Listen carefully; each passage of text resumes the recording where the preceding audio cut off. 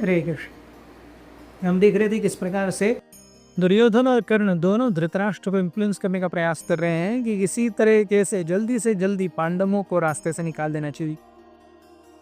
Finally जब धृतराष्ट्र ने कहा कि मैं भी वही चाहता हूं जो आप चाहते हैं, but let us have an opinion of Bhishma, Drona and Vidur, they are very close to us and they are very good ministers. तो समय जब उनको बुलाया गया तो सबसे पहले भीष्म कहने लगे कि हे राजन, एक व्यक्ति को जब वो राज्य के हित के लिए बात कर रहा है तो सारी चीजों में उसने केवल राज्य का हित ही देखना चाहिए। कहीं भी किसी भी व्यक्तिगत मामले में पड़ना नहीं चाहिए और राज्य या राष्ट्र हित को परे नहीं रखना चाहिए। तो मैं कहता हूँ, मैं धर्म और राज्य नीति सबको जानता हूँ कि पांडवों का भी उस राज्य पर उतना ही हक है जितना तुम्हारे दूतों का है।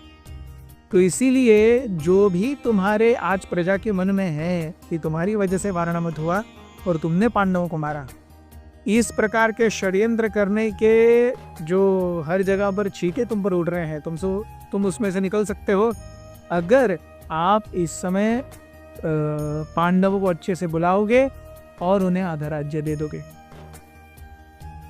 जब इस प्रकार से भीष्म ने कहा तो द्रोण कहने लगे कि कैसे जो कुछ भी अब तक हो गया वो हो गया, लेकिन आगे से तो हमें पांडवों का ख्याल रखना चाहिए और आधा राज्य पांडवों को दे देना चाहिए।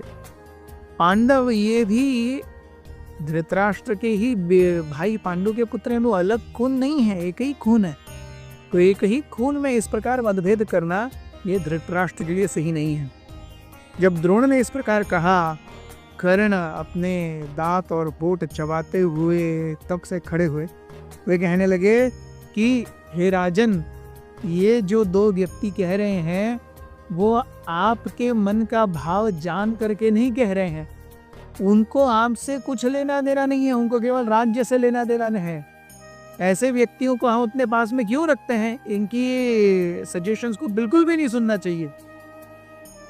जब इस प्रकार से कर्ण ने कहा तो कर्ण आगे कहते हैं इन दोनों ने जो कुछ भी कहा है वो पांडवों से डर कर की कहा है। कर्ण कहते हैं ये जो कुछ भी बोल रहे हैं, it is the fear of Pandava speaking, but when they are themselves there, ये जब सामने खड़े हैं तो पांडवों से डरने की क्या आवश्यकता है? द्रोण और भीष्म खड़े हैं तो पांडवों से डरने की क्या आवश्यकता है? कर्ण कहने लगे कि पांडवों के प्रति फेवरेटिज्म है भीष्म और द्रोण के हृदय में। विदुर जो वहां पर खड़े थे अब तक केवल ऑब्जर्व कर रहे थे। विदुर ने बोलना शुरू किया। विदुर कहने लगे कि सब कुछ समझदारी से सोच करके मैं इस नतीजे पर पहुंचा हूं कि राज्य पांडवों को भी देना चाहिए। अगर किसी प्रकार से हम इस एक कार्य में त्रुटि रखते हैं तो इतिहास हमें कभी क्षमा नहीं करेगा, राज्य की प्रजा हमें कभी क्षमा नहीं करेगी। और जो लोगों के मन में भ्रांति है, जो सही है लेकिन भ्रांति है, उस भ्रांति से ऊपर निकलने का, उन कीचड़ के छींटों से निकलने का एकमात्र उपाय है give due respect to the Pandavas, give them their due honour, their prestige, their land and everything. ये शास्त्र सम्मत कथन है। विदुर कहने लगे कि पांडव कितने भी ज्यादा शक्तिशाली हो, अगर आप सोचते हैं कि वो कौरवों से ज्यादा शक्तिशाली है, फिर भी वो धर्म और शास्त्र के अनुसार आचरण करते हैं। धर्म और शास्त्र के अनुसार आचरण करने वाला ऐसे बेसिकली कार्य नहीं करता। विदुर कहने लगे कि आपको अभी पांडवों को उनका जो सही में उनका जो ड्यू शेयर है वो देना चाहिए। धृतराष्ट्र ये सब कुछ सुन करके शांत बैठे रहे। हालांकि उनके मन में तीव्र इच्छा थी इन विदुर, द्रोण और भीष्म के कथनों को पूरी तरह खारिज करने की, but the respect these three people commanded was so great कि धृतराष्ट्र अपने चाहते हुए भी इन तीनों की एडवाइस को नकार नहीं पाए।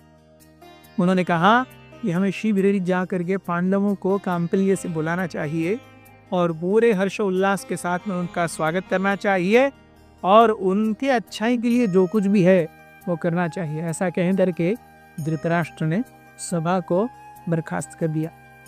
भीष्म और Vidur they took a sigh of relief.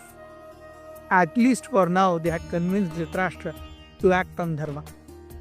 और दुर्योधन और कर्ण पूरे हाथ दांत और वोट चबाते हुए गुस्से में बाहर निकल गए। अरे सीधा सीधा सामने प्लेट पे थाली थी, थाली पे खाना था और ये 2-3 लोगों ने खाना ही नहीं दी। Thank you very much. अथ श्री महाभारत कथा।